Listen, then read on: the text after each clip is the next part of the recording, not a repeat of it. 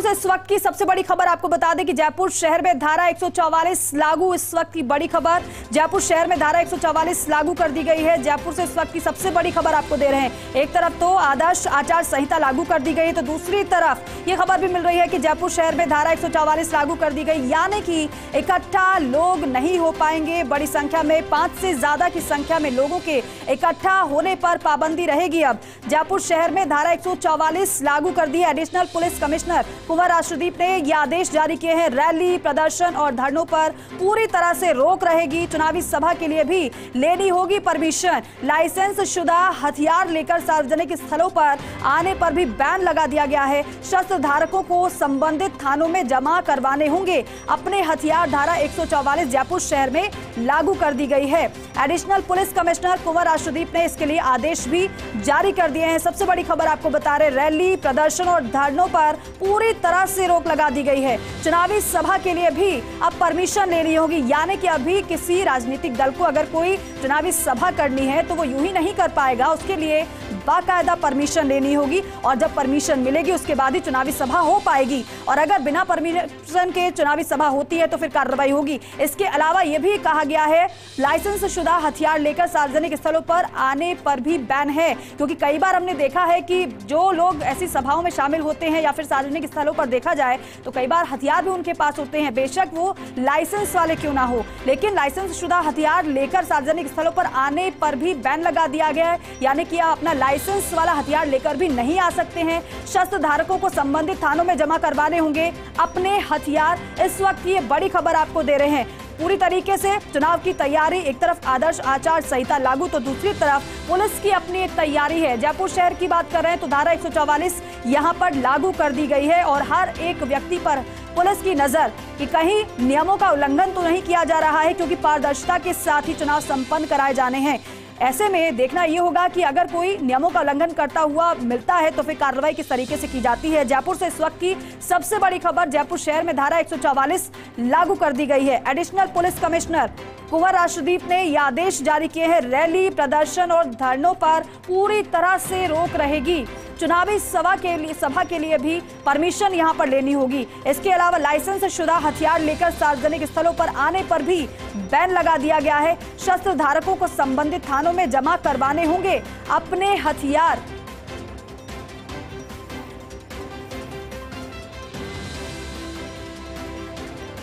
तो देखिए, शस्त्र धारकों को संबंधित थानों में अपने हथियार जमा करवाने होंगे।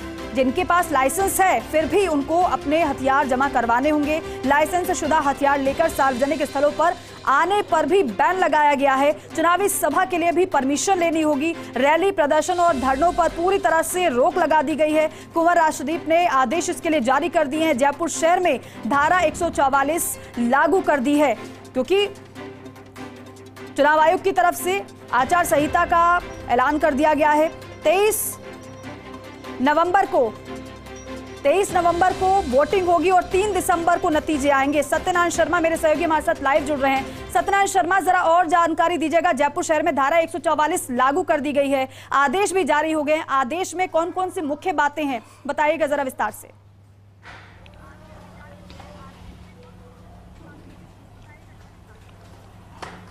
दीपिका, देखिए, राजस्थान के अंदर जब से चुनावी घोषणा हुई है उसके बाद में ये लागू होने की बात थी कि 144 धारा लागू होनी चाहिए और देर रात इसकी घोषणा हो गई। खुद एडिशनल पुलिस कमिश्नर कुंवर राष्ट्रदीप हमारे साथ में। सर, एक बड़ी घोषणा 144 की, क्या कुछ जानकारी? देखिए, आचार संहिता लागू होने के बाद में एक 144 का आदेश निकाला जाता है, जिसके माध्यम से हम सभी को ये बताने की कोशिश करते हैं कि अब कहीं पर भी कोई धरना, प्रदर्शन, सभा आदि की जानी है तो उसकी परमिशन कंसर्निंग जो भी हमारे DCPs हैं उनसे लेना सुनिश्चित करें। इसके अलावा लोग अपने हथियारों का इस्तेमाल नहीं कर सकते। हथियारों को जमा करने के बारे में विस्तृत निर्देश हैं, उनकी पालना किया जाना आवश्यक है। साथ ही साथ आचार संहिता से बहुत सारे निर्देश हैं जो कि नए सिरे से लागू होते हैं, उनके बारे में लोगों को अवगत कराने के लिए आदेश जारी किया जाता है। तो चुनावी सभा के लिए भी कोई अनुमति लेनी पड़ेगी? बिल्कुल, चुनावी सभा के लिए भी अनुमति लेनी पड़ेगी और चुनावी सभा में बहुत सारे जो नए डायरेक्शंस हैं उसके खर्चे वगैरह जोड़े जाने की जो प्रक्रिया है उन सबकी पालना की जाएगी। तो जिनके पास लाइसेंस हथियार की है तो उनको हथियार जमा हुए थाने में?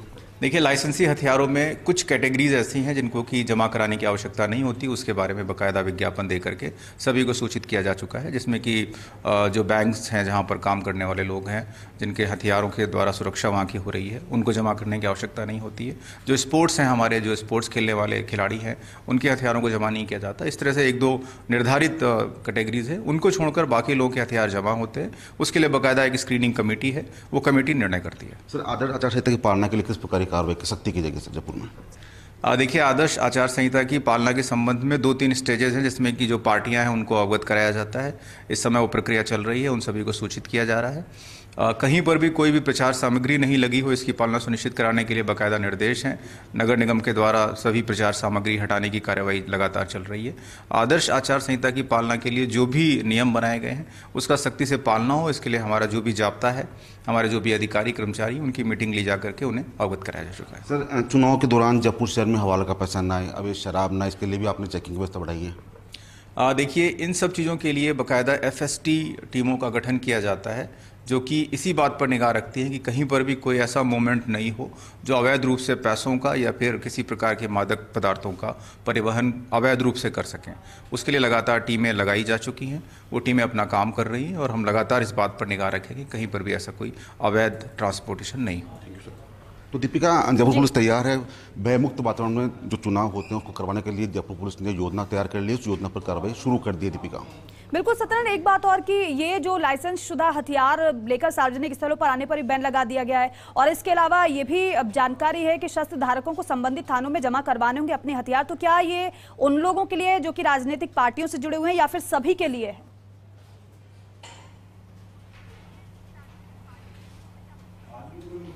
देखिए, सभी के लिए है। जिसके पास शस्त्र लाइसेंस है उसको अपना हथियार थाने में जमा कराना होता है। साथ साथ आप आचार संहिता के दौरान किसी भी शस्त्र को सार्वजनिक स्थान पर लेकर नहीं जा सकते, उसको आपको थानों में जमा कराना होगा। फिलहाल जो एडिशनल पुलिस कमिश्नर हमारे साथ तो दोबारा उनसे पूछेंगे। सर, एक बड़ी जानकारी थी आपसे कि जयपुर शहर में कितने लाइसेंस होंगे हथियारों के?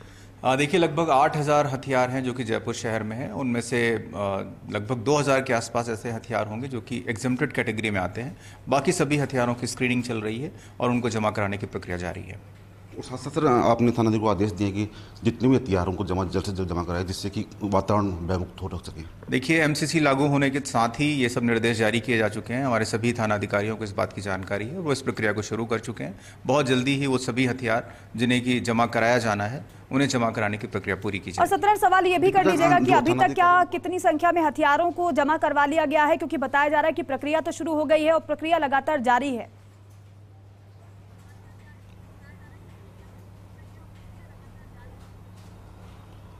देखिए, प्रक्रिया जारी है, हालांकि अभी गिनती नहीं हो पाई है, लेकिन बताया जा रहा है कि 2000 से अधिक जो शस्त्र हैं वो जमा किए जा चुके हैं। 6000 शस्त्र अभी जमा होने हैं, लेकिन पुलिस लगातार कार्रवाई कर रही है। विशेष योजना बनाई गई है पुलिस की ओर से, जिससे कि भयमुक्त वातावरण के अंदर ये चुनाव संपन्न कराई जा सके। दीपिका, और सत्रन, क्योंकि कई बार हमने देखा है कि कई ऐसे लोग हैं जिनके पास हथियार होते हैं, लाइसेंस वाले हथियार होते हैं, वो चलिए ठीक है वो जमा करवा देंगे, लेकिन कुछ ऐसे भी लोग होते हैं जो कि हथियारों को जमा नहीं करवाते हैं।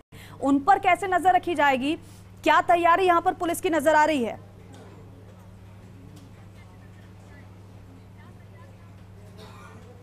बिल्कुल दीपिका, सर कुछ ऐसे भी लोग होते हैं जो अपने हथियार को जमा नहीं कराते हैं या फिर परमिशन लेते हैं, तो उसके लिए क्या कुछ तरीके हैं सर? देखिए, जैसा मैंने आपको बताया कि जो भी सुरक्षा से जुड़े हुए कार्य में लगे हुए हैं उनके हथियार जमा नहीं होते हैं। जो स्पोर्ट्स एक्टिविटी कर रहे हैं उन हथियारों के साथ में उनके हथियार जमा नहीं होते हैं। इसके अलावा जो आर्मी पर्सनल हैं, कुछ और जो ऑफिशियल लोग हैं, उनके हथियार जमा नहीं होते। ये एग्जेम्प्टेड कैटेगरी कहलाती है और जयपुर शहर में लगभग 2000 के आसपास ऐसे हथियार हैं जो एग्जेम्प्टेड कैटेगरी में आते हैं। इसके अलावा जो बाकी सभी हथियार हैं उनके जमा कराने की प्रक्रिया चल रही है और उसमें शीघ्र ही बाकी सभी हथियार जो जमा होने हैं वो जमा कराए जाएंगे। अगर कोई व्यक्ति हथियार जमा नहीं कराता तो उसकी कार्रवाई की जाएगी? हाँ, देखिए, यदि किसी व्यक्ति का हथियार जमा कराने का निर्णय स्क्रीनिंग कमेटी के द्वारा लिया गया है तो उसके लिए अनिवार्य है कि वो हथियार जमा कराए, अन्यथा उसके विरुद्ध कार्रवाई भी की जा सकती है और ये एक सीरियस ऑफेंस के रूप में काउंट होता है, क्योंकि चुनाव की पूरी प्रक्रिया का इससे बहुत सीधा संबंध है कि यदि आपको चिन्हित किया गया है कि आपका हथियार जमा होना चाहिए तो आपका हथियार जमा कराना ही पड़ेगा। इसमें कोई भी एग्जम्पशन उसके बाद नहीं मिल सकती। किसी को यदि एग्जम्पशन चाहिए तो वो पहले ही एप्लीकेशन देकर के अपनी बात रख सकता है। उसके लिए पहले विज्ञप्ति भी दी गई थी, व्यक्ति अपनी बात रख सकता है, अपने एग्जामिशन की डिमांड कर सकता है, लेकिन यदि स्क्रीनिंग कमेटी ये निर्णय लेती है कि हथियार जमा होना है तो उसे जमा कराना ही होगा। सतरन, एक सवाल ये भी करिएगा, क्योंकि जो बताया जा रहा है, आप बातचीत कर रहे हैं कुंवर राष्ट्रदीप से, वो जानकारी दे रहे हैं, लेकिन ये सवाल ये भी करिएगा कि क्या जो कैटेगराइज की बात कही गई है कुंवर राष्ट्रदीप की तरफ से, क्या पुलिस के पास ये पूरा डेटा है, और अगर डेटा नहीं है तो क्या जानकारी जुटाई जा रही है? साथ ही साथ सोशल मीडिया पर भी नजर रखी जा रही है, पहला सवाल। और दूसरा सवाल ये भी है कि अगर कोई हथियार नहीं जमा करवाता है तो फिर उस पर कार्रवाई की जो बात कही गई उनकी तरफ से, कितनी कड़ी कार्रवाई हो सकती है इस पूरे मामले में?